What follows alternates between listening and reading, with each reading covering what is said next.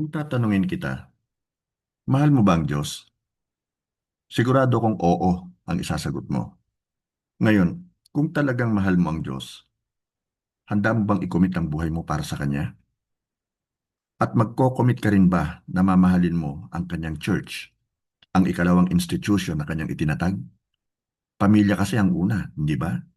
At kung iyong iisipin, ang church ay isa ring pamilya. Sa gabi pong ito, tatalakayin po natin ang commitment sa church ng Panginoong Hesus. So ang tanong, sa paanong paraan natin may bibigay ang commitment natin sa church? Narito po ang ilang paraan. Ang una, regular na pagtitipon, pakikisama at pagpapatibay sa isa't isa. Doon po sa aklat ng Hebreo, Kabanatang 10, mga talatang 24 at 25, nakasulat po, at sikapin nating mahikayat ang isa't isa sa pagmamahalan at sa paggawa ng kabutihan. Huwag nating pababayaan ang mga pagtitipon natin gaya ng nakaugalian na ng ilan. Sa halip, palakasin natin ang loob ng bawat isa, lalo na ngayong nalalapit na ang huling araw. Doon naman po sa Aklat ng Gawa, Kabanatang 2, talatang 42, atin naman pong mababasa, naging masigasig sila sa pag-aaral ng mga itinuturo ng mga apostol, sa pagtitipon bilang magkakapatid, sa paghahati-hati ng tinapay, at sa pananalangin. At sa aklat naman po ng Mateo, 18, talatang 20, mababasa natin, sapagkat kung saan may 2 o 3 nagkatipon dahil sa akin, kasama nila ako. Ito po ay isang magandang sinabi ng ating Panginoong Jesucristo na kung tayo po ay talagang magko-commit sa pagtitipon-tipon ng magkakapatid, siya po ay kasama natin. Now, ang ikalawa po, ang paglilingkod o yung service at paggamit po ng mga spiritual na kaloob o mga spiritual gifts. Sa aklat po ng Efeso, Kabanatang 4, mga talatang 11 at 12, nakasulat po, at binigyan niya ang ilan ng kaloob upang maging mga apostol, ang iba na may mga propeta, ang iba'y mga ebanghelista, at ang iba'y mga pastor at mga guro. Ginawa niya ito upang ihanda sa paglilingkod ang lahat ng mga hinirang upang maging matatag ang katawan ni Kristo. Binibigyan din po ng mga verses na ito ang paghahanda sa paglilingkod ang lahat para maging matatag ang church.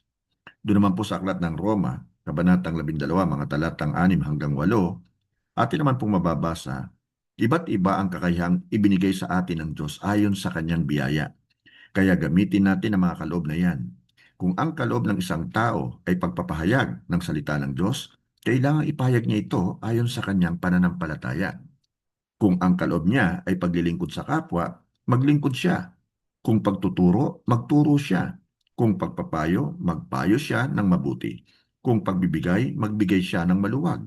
Kung pamumuno, mamuno siya ng buong sikap. At kung pagtulong sa nangangailangan, tumulong siya ng may kagalakan.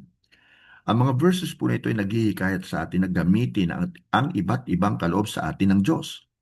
Doon naman po sa unang Korinto 15:58, nakasulat, kaya nga mga minamahal na kapatid, magpakatatag kayo at huwag manghina sa inyong pananampalataya.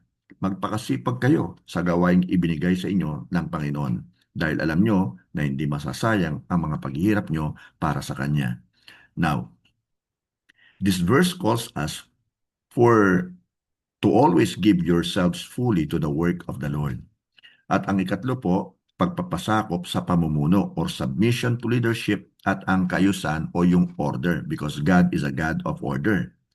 Ang commitment po ay naipapakita sa pamamagitan ng paggalang sa spiritual authority o spiritual na pamumuno tulad po ng nakasulat sa aklat po ng Hebreo 13:17. Sundin nyo ang mga namumuno sa inyo at magpasakop kayo sa kanila dahil sila ang nangangalaga sa spiritual nyong kalagayan. At alam nilang may pananagutan sila sa Diyos sa pangangalaga nila sa inyo.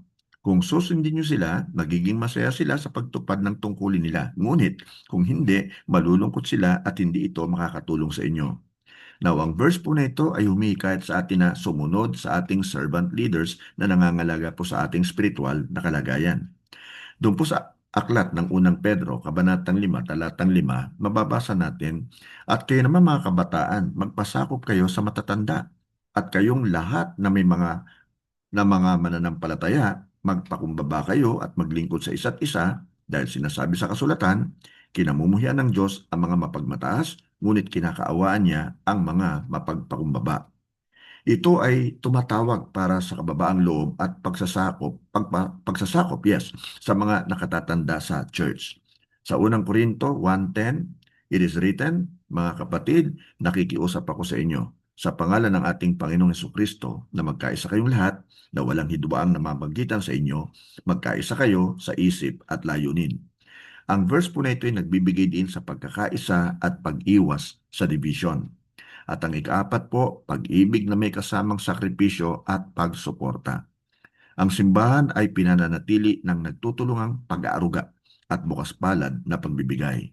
Basahin po natin ang nakasulat po sa Aklat ng Galatia, chapter 6, verse 2. Magtulungan kayo sa pagbuhat ng pasanin ng bawat isa.